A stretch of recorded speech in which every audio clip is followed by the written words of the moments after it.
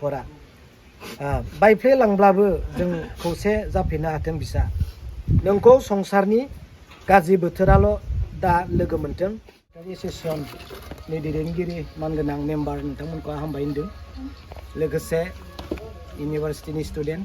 आरो गभर्नमेन्ट कलेजनि आरो गोबां कलेजनिफ्राय फैनो हानाय स्टुडेन्टफोरा नोंथांमोनखौ हामबाय होनदों दिनैनि बे बिसेस प्रग्रामखौहाय जोङो फिसाब्लाबो जों जा प्रग्राम खालामदों नोंथांमोननि गेजेराव जोङो फोरमायनो सानदों आरो बे दिनैनि बे प्रग्रामा जेब्ला आं जोबथेसालियाव दङमोन आङो नै मादैनि बिसाज्ला आरो जानि फंबायनि बिफा बेखौ आं जोबथेसालियाव लोगो मोनदों आरो बिथांमोना गोबाव सम आंजों आरो बिसोरजों आं लोगोसे थाफानायलाय बिथांमोना गावसोरनि जिउ जारिमिनखौ आंनो फोरमायनानै लादों बेजों लोगोसे गावसोरनि न'खरनि कन्डिसनखौ फोरमायनानै लादों आरो बिथांमोननि न'खरनि कन्डिसनखौ फोरमायनाय हिसाबै बिथांमोननो आं खोथा होबोदों दे नोंथांमोननि न'खराव आं थांगोन एसेब्लाबो जा हायो जोंनि कन्ट्रेक्ट एसोसिएसनजों जों रायज्लायनानै जेसेबां हायो जों हेल्प खालामनो नाजागोन बेखौ आं खोथा होबोदोंमोन नाथाय आं हारसिं हाया नाथाय दिनै कन्ट्रेक्ट एसोसिएसनजों लोगोसे जायफोरा दिनै आंखौ हेफाजाब खालामबाय बा जोंखौ हेफाजाब खालामबाय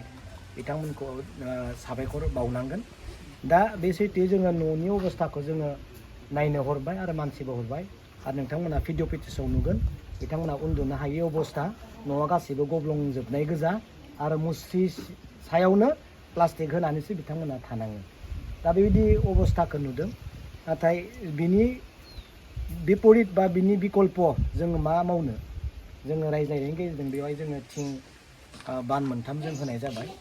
बे जास्ट स्टार्टिंसो फैबाय थानाय समाव जों बिनिख्रुइ आरो बांसिन मा खामानि मावनो हायो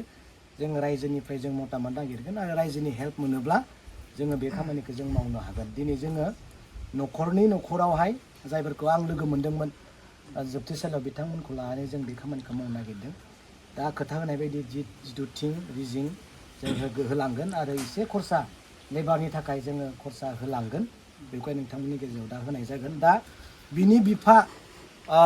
बिफा आरो बिसाज्ला मादैनि बे मोनसे लाइजाम लिरनानै हरदों आं बे लाइजामखौ नोंथांमोननि गेजेराव आं फरायना होनो नागिरदों बिनि बिफाया लिरनो रोङा नाथाय बेयाव सासे लिरनो रोंग्रा गावसोरनि एनडिएफबि एक्स-NDFB दङ जोबथेसालियाव बिथाङा बेबायदि लिरहरदों आं बे लिरनायखौ आङो फरायना होनो नागिरदों जोंहा फंबायनि थाखाय बेखौ लिरनानै हरदों बेबायदि लिरदों डियार सन माने फिसालानिसिम फिसा पबिन थांनाय 27/2 आरो 2023 अक्ट'निफ्राय क'क्राझार जेलाव दंफैयोमोन गावनि बिसाज्लाखौ बुंदों जेखि जाया बिसा पबिन नोंसोर मोजाङैनो था इसोरनि अननाय दंब्ला जों थाबैनो लोगो मोनज्लायथों सम सम गोसोआव फैयो बिसा गोरबोआ दुखु जायो नोंसोर बोरै दं साननानै गावनि बिसाज्लाखौ बुंहरदों ओमफ्राय नाथाय बिसा पबिन नोंखौ गोसोखांफिननालाय रंजानाय मोनो सानसेब्लाबो लोगो मोनगोन साननानै जोंनि न'खरा बायफ्लेलांब्लाबो जों खौसे जाफिननो हाथों बिसा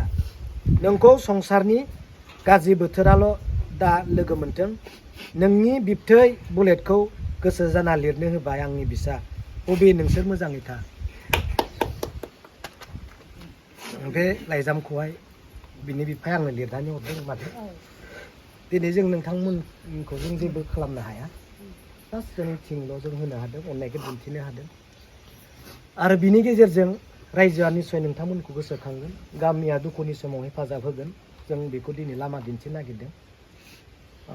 एकर्ड जानायनि उनाव जाफोर जालांबाय बेखौ जों बुंबाय थानानै जोंहा जेबो फायदा गैला रायजोआ नोंथांमोननि बिफाया नोंथांनि बिसाज्लाया जा दिनै जाथिनि थाखाय नांनानै सेक्रिफाइस खालामबाय दिनै बियो जेलाव दङ बिथांखौ जों हेल्प खालामनो हायाब्लाबो आरो हायाखैब्लाबो जों न'खरखौ जेन गामिया रायजोआ न'नि खाथिया नोंथांमोनखौ हेफाजाब होनायखौ जों अरायबो लुगैगोन दुखु सुखु समाव दिनै आं फंबायखौ बुंगोन नोङो जेबो रं डिसिसन लानो नाङा फैबाय थानाय समा जोंनि थाखाय मोजां नङा दे नोंथांनि बिफाया जेलाव जोबथेसालियाव थानानै आंबो दिनै बिग्रायखांनानै गाज्रि मोनसे डिसिसनखौ लानांगोन होननानै नों साननाङा फैबाय थानाय समाव नोंनि बिफाया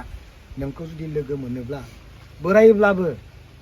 नोंखौ सानसे समाव लोगो मोनफैगोनखौ जों आसा खालामदों आरो आं खावलायदों मावनांगौ खामानिफोरखौ जों बयबो मावलांनो थाखाय दिनैनि प्रग्रामनि सायाव रायजोआ मा रिएक्सन होगोन आं बेखौ मिथिया नाथाय आं फोथायो रायजोआ नोंथांमोननि न'खरखौ हेफाजाब खालामगोन आरो फैबाय थानाय समाव बिनिख्रुइ आरो बांसिन मावनांगौ दङ होननानै जों दिनै सानो। आं गोबांखौ बुंनो सानाखै, जा आङो होबाय आरो नैबे जों लेबारनि थाखाय एसे मिनिमाम जों बेयाव जोंहा लेबार थांगोन, थिंखौ सोलायजोबनांगौ, बिनि थाखाय एसे लेबार पेमेन्ट जोङो होदों, बेखौ नाजावदो